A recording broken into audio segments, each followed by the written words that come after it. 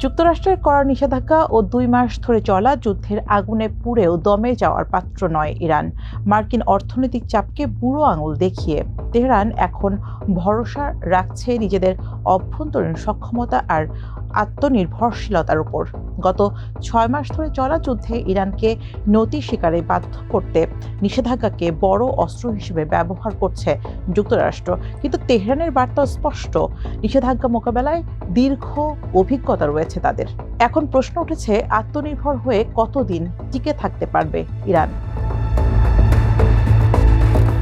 ২৪ August রাতে রাষ্ট্রীয় টেলিভিশনে দেওয়া সাক্ষাৎকারে ২ বছর মেয়াদী পরিকল্পনা তুলে ধরেন ইরানের অর্থমন্ত্রী আলী মাদানিজাদেহ। তিনি বলেন, আমাদের নিজস্ব হাতিয়ার রয়েছে, এ ধরনের পরিস্থিতি কিভাবে সামলাতে হয় সেটিও আমরা জানি। যুক্তরাষ্ট্র এখন একমাত্র বড় শক্তি নয়, তাই আমরা শুধু প্রতিরোধ করব না, প্রয়োজন হলে আক্রমণাত্মক অবস্থানেও যেতে পারি। আশা করি বহু দেশ ইরানের সঙ্গে সব ধরনের সম্পর্ক ছিন্ন করার জন্য ট্রাম্পের চাপে নত হবে না। কিন্তু আত্মবিশ্বাসী বক্তব্যের আড়ালে ইরানের বাস্তব অর্থনীতি যে কঠিন সময় পার করছে সেটিও স্পষ্ট।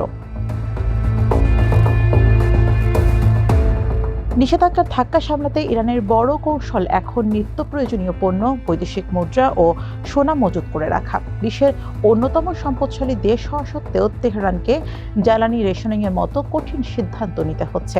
এদিকে ১৯ আগস্ট কেন্দ্রীয় ব্যাংকের গভর্নর আব্দুল নাসের হেম্মাতি স্বীকার করেন, তেল রপ্তানি প্রায় বন্ধ থাকায় প্রধান বৈদেশিক মুদ্রা আয়ও থমকে গেছে। তবে তিনি ব্যবসায়ীদের আশ্বস্ত করে বলেন, নিত্য প্রয়োজনীয় পণ্য আমদানির জন্য অর্থের কোনো সংকট নেই, কারণ মার্কিন নাগালের বাইরে নিরাপদ স্থানে নগদ অর্থের পর্যাপ্ত মজুদ রয়েছে। পরিস্থিতি খুব একটা সহজ নয়, সেটা স্পষ্ট করেছেন সরকারি মুখপাত্র ফাতেমে মোহজারানি। তিনি জানিয়েছেন, আগামী ১ বছরের পরিস্থিতিতে বড় কোনো উন্নতির আশা করা উচিত নয়।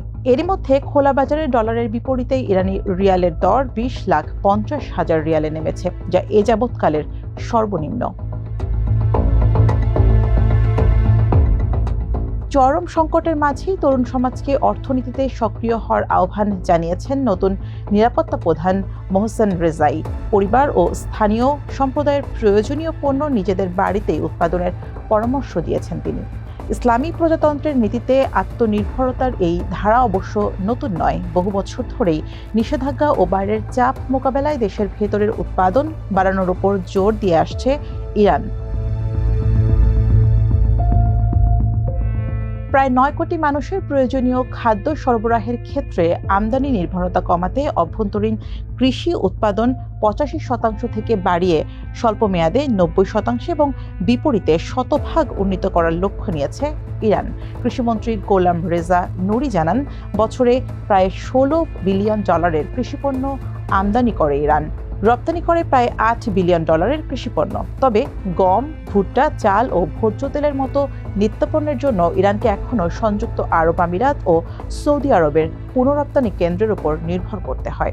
আন্তর্জাতিক খাদ্য ও কৃষি সংস্থা জানিয়েছে, আমদানি খরচ ও সরবরাহ ব্যবস্থার বাধার কারণে ইরানে খাদ্যের দাম দ্রুত বাড়ছে। জুলাই মাসে দেশটিতে খাদ্যপণ্যের দাম বেড়েছে অন্তত ১২৮%। ইরান সরকারের দাবি, প্রায় ৯৭% ওষুধ অভ্যন্তরীণ বাজারেই উৎপাদন হচ্ছে, কিন্তু আমদানিকৃত কাঁচামাল ও অন্যান্য উৎপাদনের দাম বেড়ে যাওয়ায় ওষুধের বাজারেও দেখা দিয়েছে বড় ধরনের সংকট। ২০২৬ সালের ফেব্রুয়ারিতে শুরু হওয়া যুদ্ধে মার্কিন ও ইসরায়েলি বোমা বর্ষণে ক্ষতির মুখে পড়েছে ইরানের তেল, গ্যাস সহ বেশ কিছু খাত। সেগুলো মেরামতে প্রচুর অর্থ খরচ করতে হচ্ছে তেহরানকে। এমন বাস্তবতায় দেশটির বিদ্যুৎ ও জ্বালানি ঘাটতি চরম পর্যায়ে পৌঁছেছে। বড় শহরগুলোতে প্রতিদিন বিদ্যুৎ বিভ্রাট ও পেট্রোল পাম্পগুলোতে গাড়ির দীর্ঘ লাইন এখন নিত্যদিনের দৃশ্য। যদিও ২২ সেপ্টেম্বর পর্যন্ত জ্বালানির বর্তমান মূল্য ও কোটা অপরিবর্তিত রাখার প্রতিশ্রুতি দিয়েছে ইরান সরকার, আর National Iranian Oil Refinery and Distribution Company জানিয়েছে, দক্ষিণ ইরানে ২টি নতুন শোধনাগার চালু হবে আগামী মার্চে। এরপর দৈনিক জ্বালানি উৎপাদন বাড়তে পারে প্রায় ১২ মিলিয়ন লিটার। অর্থনীতিবিদরা জানান, সামাজিক অস্থিরতা ঠেকাতে জ্বালানির দাম বৃদ্ধি এবং সংস্কার কার্যক্রমের পথেই হাঁটতে হবে ইরান সরকারকে, নতুবা ভেনেজুয়েলার মতো ভয়াবহ পরিস্থিতির মুখে পড়ার আশঙ্কা দেখা দিবে। অর্থনৈতিক চাপ, ক্রমবর্ধমান সম্পদ আর নানান সংকটের মধ্যেও টিকে থাকার লড়াই করছে তেহরান। এই লড়াই যত দীর্ঘ হবে, দেশটির ওপর চাপও তত বাড়বে বলে মনে করছেন অর্থনীতিবিদরা।